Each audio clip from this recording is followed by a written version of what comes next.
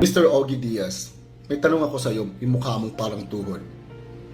Ano bang karapatan mo na para sabihin deepfake or AI generated yung nirelease namin ni Mr. T? Sino ka ba?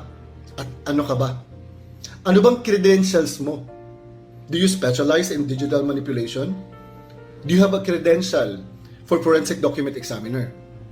Kasi kung meron, by all means, pwede mo sabihin deepfake yun or AI generated. Pero wala eh. Wala kang credential na ganun. Wala kang karapatan na sabihin na deepfake yun. Kasi wala kang credentials to say such things. However, ako meron. Meron ako credential as a forensic document examiner kasi yan ang trabaho ko dito. Sa isang bangko at a law firm, I'm a forensic document examiner dito. Yan ang trabaho ko dito sa Amerika. Alam nyo ba kung gaano kadilim nung video na yon, yung original? It was not AI generated, nor manipulated. No. In-enhance namin yon para makita ang pagmumukha ng adik ng presidente. Kaya wala kang karapatan na sabihin deepfake yun kasi wala kang credentials. Ano ka ba? Hindi yan pwedeng magngangaw-ngaw ka lang na sasabihin mo na deepfake yun porket nakita mo ang still images ng video at saka yung video mismo, wala kang karapatan. Ay, oo, deepfake to kasi wala kang karapatan, wala kang credential. Okay? Hindi yan pwedeng magngangaw ka lang.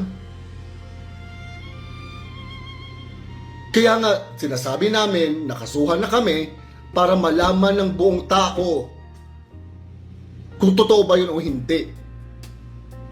Ilang beses na namin yung hinahamon. May ginawa bang administrasyon? Wala, di ba? Kasi alam nating lahat kung bakit wala silang i-make sa nirelease namin na video. Again, wala kang karapatan, Mr. Ogie Diaz. Kasi again, wala kang credential. Wala kang karapatan. Example ha, may nakita ka tao, may bukol. Di mo pwede sabihin, uy, cancer yan. Kasi nakita mo, ayun, may bukol. Di pwede. Paano mo malalaman kung malignant o benign yung bukol na yan? Hindi ka naman doktor. You have to run tests for you to be able to find out that that bukol is malignant or benign. Tapos kailangan may credential ka na sabihin na cancer yon.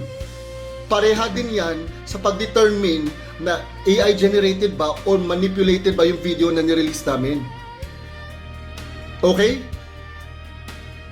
You're trying too hard to stay relevant, oh my God.